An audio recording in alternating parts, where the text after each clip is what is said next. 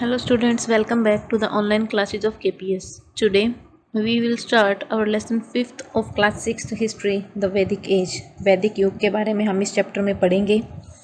वैदिक युग में 4 वेदों की भी रचना हुई थी, जिनके बारे में आपने पहले भी सुना होगा। ऋग्वेद, यजुर्वेद, सामवेद और अथर्ववेद। इंडस वैली सिविलाइजेशन के बाद ये पीरियड शुरू हुआ था, तो इसका टाइम पीरियड 1500 से 600 बिफोर क्राइस्ट का माना जाता है, जिसे वैदिक एज या वैदिक युग कहा जाता है। वेद वर्ड का मीनिंग क्या है? ये एक संस्कृत का वर्ड है जो विद वर्ड से बना है, जिसका मीनिंग है टू नो, और जो वर्ड है वेद उसका मीनिंग है नॉलेज। जो 4 वेद है उनको संस्कृत में लिखा गया है, और इसके अंदर हेम्स है जो कि अलग अलग देवी देवताओं की प्रेज में, प्रशंसा में लिखे गए हैं। सबसे ओल्डेस्ट वेद जो है वो ऋग्वेद है, जिसे आज से near about 3500 years ago compose किया गया था। ऋग्वेद के अंदर मोर देन 1000 हेम है, जिनसे सूक्त या फिर वेल सेड कहा जाता है। ये हेम्स जो है वो अलग अलग देवी देवताओं की प्रेज में लिखे गए हैं। उस टाइम के 3 इंपॉर्टेंट गॉड्स हैं, जिसमें अग्नि God of fire, Indra the God of rain storm और वॉर, और Varun the God of sky, उनको माना जाता है। ऋग्वेद को 10 मंडल्स में डिवाइड किया गया, 10 बुक्स में डिवाइड किया गया, जिसके अंदर 1028 हेम्स है, और ये हेम्स जो है वो सेजेस या ऋषि ने लिखे हैं। ऋग्वेद जो है इसे ओल्ड या वैदिक संस्कृत में लिखा गया, जो कि आज की संस्कृत से काफ़ी अलग है। उस टाइम में जो प्रीस्ट होते थे वो जो संस्कृत थी उसको अपनी आगे आने वाली जनरेशन्स को, मतलब जो पुजारी होते थे उनके जो स्टूडेंट्स होते थे उनको पढ़ाते थे, एक एक वर्ड एक एक सेंटेंस अच्छे से याद करवाते थे, और इन हेम को याद किया जाता था, बार बार याद करके, और आगे आने वाली जनरेशन तक पहुंचाया जाता था। और इसी तरीके से उस टाइम में आगे आने वाले कई सेंचुरीज तक यही तरीका अपनाया गया, और बाद में हेम्स को जो है वो रिटन फॉर्म दी गई थी। Rigveda as a literary evidence. जैसा कि हमें पता है कि रिटन रिकॉर्ड्स जो है वो किसी भी पास्ट की इंफॉर्मेशन के लिए सबसे इम्पोर्टेंट रोल प्ले करते हैं। तो किस प्रकार से हिस्टोरियंस ने पास्ट के बारे में पता लगाया ऋग्वेद की इंटरप्रिटेशन से? Life of the people. According to historians, ये जो हेम्स हैं वो जिस एरिया में नदी बहती है उस एरिया में लिखे गए थे। जो कंपैरिजन है नदियों का, उनसे उनका गांव से या गाय से या घोड़े से किया गया है। इससे पता लगता है कि ऋषि जो थे वो ऐसी सोसाइटी में रहते थे जहां पर घोड़े और गांव दोनों ही बहुत इंपॉर्टेंट एनिमल्स माने जाते थे। Life of the people. Rigveda से हमें ये जानने को मिलता है कि कैटल और हॉर्सेस जो थे काफ़ी इंपॉर्टेंट थे लोगों के लिए, जो कि वैदिक एज में माने जाते थे, जिन्हें जनरली आर्यन कहा जाता है। ऋग्वेद के या वैदिक एज के जो लोग थे उन्हें आर्यन कहा जाता था। बहुत सारी प्रेयर्स है ऋग्वेद में जो कि कैटल, चिल्ड्रन और हॉर्सेस के लिए है। बैटल्स जो है वो लड़ी जाती थी, किस लिए? जिसमें एक दूसरे की गायों के कब्जा करने के लिए या फिर घोड़ों को कब्जा लेने के लिए, ताकि उनको बाद में रथ के लिए या फिर खेतों में हल चलाने के लिए यूज़ में लिया जा सके। वॉर जो थे वो टेरिटरी के लिए, लोगों के लिए या फिर पानी के लिए भी लड़े जाते थे। लैंड जो कि कैप्चर की जाती थी उसे बाद में कल्टीवेशन के लिए यूज़ में लिया जाता था। लोग जो थे उनको वर्कर के लिए यूज़ में लाया जाता था, या फिर पानी जो है उसे एग्रीकल्चरल यूज़ में लिया जाता था। वोट जो था वो बूटी के लिए भी यूज़ में लिया जाता था, जिसे बाद में कई पार्ट में डिवाइड कर दिया जाता था। सबसे ज़्यादा हिस्सा जो है वो लीडर अपने पास रखता था, कुछ हिस्सा प्रिस्ट को दे दिया जाता था, और जो बचा हुआ होता था वो कॉमन लोगों में डिस्ट्रीब्यूट कर दिया जाता था।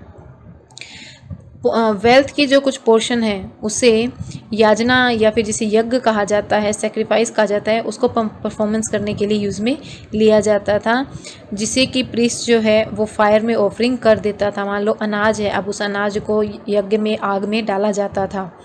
इसका मतलब ये है कि गॉड और गॉडेसेस जो है उनके लिए वो यूज़ में लिया जाता था। ऑफरिंग जो थी उसके अंदर अनाज, घी या फिर कुछ केसेस में एनिमल्स भी हो सकते थे। अधिकतर आदमी जो थे वो सोल्जर्स होते थे। आर्मी कोई भी वेल डिफाइंड नहीं थी राज्य की। लोग जो है उन्हीं को युद्ध में यूज़ में लिया जाता था। लोग असेंबलीज़ में मिलते थे और वॉर के बारे में डिस्कस करते थे, उसकी प्रोसीडिंग्स के बारे में बात करते थे, या फिर अपने देश की शांति के बारे में बात करते थे। लीडर्स जो है उनको सेलेक्ट किया जाता था उनकी ब्रेवरी और वॉरियर स्किल को देखते हुए। सोसाइटी कैसी थी उस टाइम में? लोग जो थे उनको कई सारे ट्राइब्स में या फिर जन जिसे कहा जाता है उसमें डिवाइड किया हुआ था। हर एक ट्राइब जो है वो एक स्पेसिफिक एरिया में रहती थी जिसमें कि कई सारे गांव होते थे। हर एक ट्राइब का एक किंग होता था या फिर एक राजा होता था।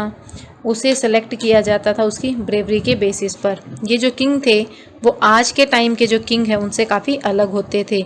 उनके पास ना ही तो कोई बड़ी आर्मी होती थी, ना ही बहुत बड़ा महल होता था, और साथ ही साथ एक बहुत बड़े एरिया को कंट्रोल करने का उनका जो एरिया था वो भी बहुत बड़ा नहीं होता था। बात ये राजाओं की तरह। दो टाइप की असेंबलीज होती थी, सभा और समिति। सभा जो है एक असेंबली थी जिसमें सिर्फ बड़े और कुछ इंपॉर्टेंट लोग जो है वो हिस्सा लेते थे, और समिति एक जनरल असेंबली थी जिसमें हर फैमिली के कुछ मेंबर शामिल होते थे। जितने भी इम्पोर्टेंट इश्यूज होते थे इन असेंबलीज में उन पर डिस्कशन किया जाता था। दो वर्ड्स का यूज़ किया गया है कम्युनिटी को डिस्क्राइब करने के लिए या फिर लोगों को एक रूप में दिखाने के लिए। पहला था जन और दूसरा था विश। वैश्य जो है उसी से विश वर्ड बना है। मैनी विश और जन जो थे वो अपने नाम से इंडिकेट होते थे, जैसे कि भारत जन या विश, यादू जन, यादू विश, या फिर पुरुजन और पुरु विश। ऐसे ऐसे कई नाम उस टाइम में होते थे। जो लोग थे उस टाइम में उन्होंने हेम्स में डिस्क्राइब किया है अपने आप को आर्यन, तो वे अपने ओपोनेंट्स को दास या दाशु कहते थे। दास जो थे वो लोग थे जिन्हें यज्ञ करने की परमिशन नहीं थी। उनकी लैंग्वेज भी आर्यन से अलग थी।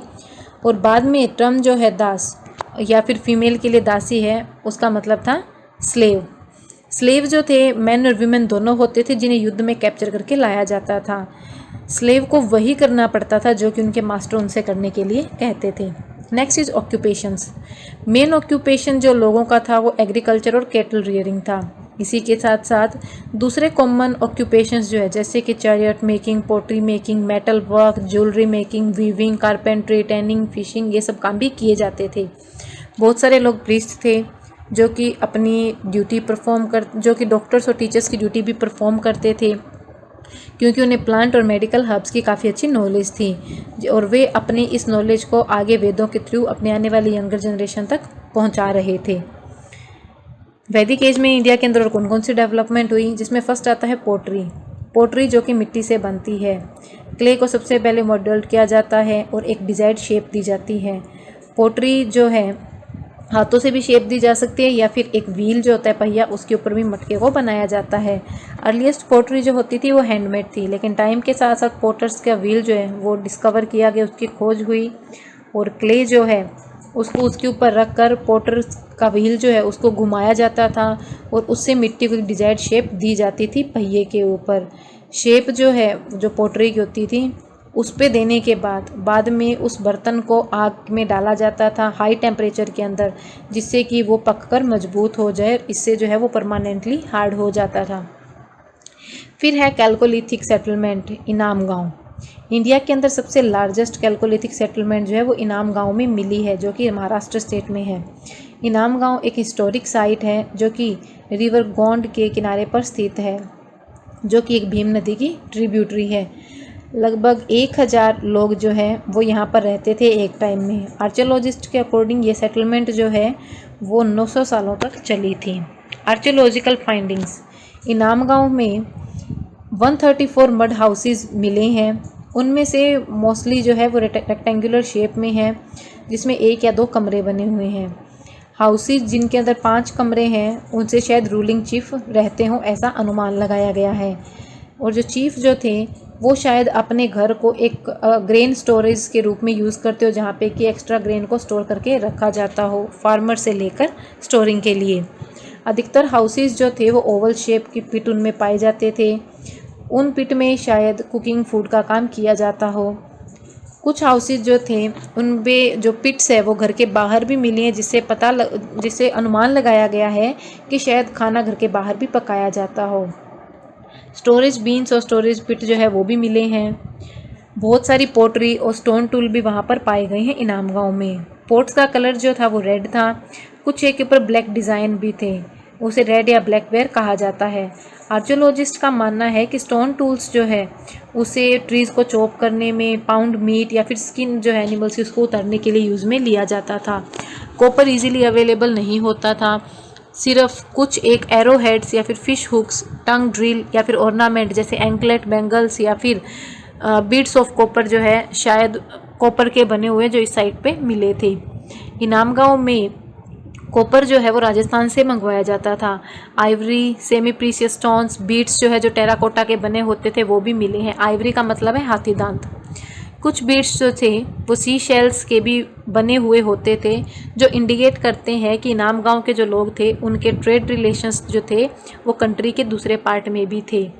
एक बहुत बड़ी संख्या में टेराकोटा फिगर्स मिले हैं जो कि पकाकर मजबूत कर कर क्ले के ओवंस में रखे गए हैं।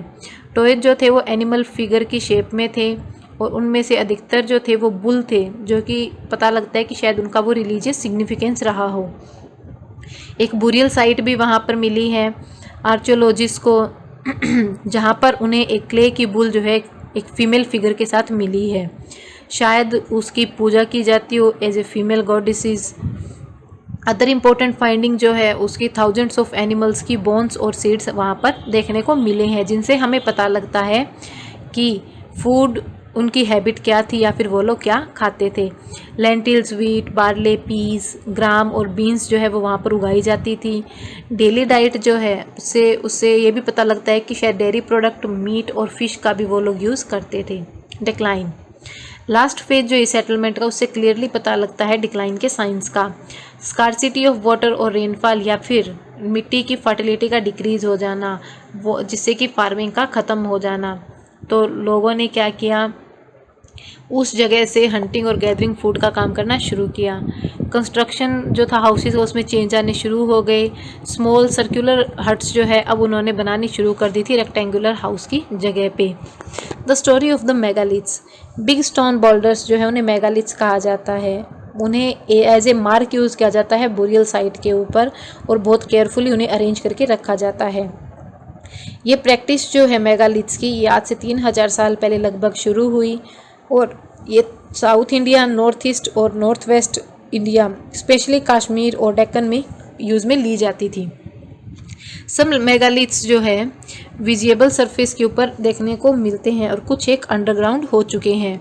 कुछ केसेस में आर्कियोलॉजिस्ट जो है उन्हें एक सर्कल मिला है स्टोन का या फिर एक बहुत बड़ा पत्थर मिला है ग्राउंड के ऊपर। इससे पता चलता है कि इनके नीचे एक बुरियल साइट है या फिर किसी को दफनाया गया है। ये सभी बुरियल्स जो है वो कॉमन फीचर्स में है। जनरली किसी भी डेड ह्यूमन बीइंग को इसके नीचे दफनाया गया होगा और उसके साथ रेड और ब्लैक वेयर भी रखे जाते थे। टूल्स और वीपन्स जो कि आयरन, स्केलेटन जो है हॉर्सेस की या फिर हॉर्सेस इक्वाइपमेंट जो है वो भी जो दफनाए हुए लोग थे उनके साथ मिले हैं। कुछ बुरियल्स में स्टोन के ऑर्नामेंट और गोल्ड के ऑर्नामेंट भी मिले हैं। मेगालिथ साइज जो है बहुत ही यूज़फुल है ताकि हम मटेरियल जो उस कल्चर का या फिर सोसाइटी का उसको अंडरस्टैंड कर सके। आर्कियोलॉजी सजेस्ट करते हैं कि वो जो ऑब्जेक्ट हमें उन स्केलेटन के साथ मिले हैं वो उसी डेड पर्सन को बिलोंग करते हैं। कई बार ज़्यादा ऑब्जेक्ट भी एक ग्रेव के साथ देखने को मिले हैं। जैसे ब्रह्मगिरी में आर्कियोलॉजिस्ट ने एक स्केलेटन मिला है जिसमें 2 स्टोन बीड, 4 कॉपर बैंगल्स, एक कॉन्च शेल, 33 गोल्ड बीड्स उसके साथ मिले हैं। एक अदर स्केलेटन मिला है जिसके साथ सिर्फ कुछ मटके हैं। इससे पता लगता है कि शायद स्टेटस डिफरेंस होगा इन लोगों के बीच में जिनको दफनाया गया था। कुछ मुखिया रहे होंगे, कुछ उनके फॉलोअर्स रहे होंगे या फिर कुछ अमीर और कुछ गरीब रहे होंगे। फैमिली बोरियल्स, कुछ मेगालिथ्स जो है वो फैमिली बोरियल्स भी है। मेगालिथ्स जो कि एक से ज़्यादा स्केलेटन वहाँ पर देखने को मिले हैं, इससे अनुमान लगाया गया है कि वो सब शायद एक ही फैमिली को बिलोंग करते हो जिन्हें मरने के बाद एक ही जगह पर दफनाया गया हो। उन्हें एक ही समय पर नहीं दफनाया गया है लेकिन उनकी ग्रेव जो है वो एक ही हॉल में बनाई गई है। और बुरियल साइट को आइडेंटिफाई करने के लिए बड़े बड़े स्टोन से सर्कल बनाकर वहाँ पर रख दिया गया ताकि उन्हें साइन पता लग जाए, पहचान मिल जाए और बाद में उस जगह को वो आइडेंटिफाई ईजिली कर सके।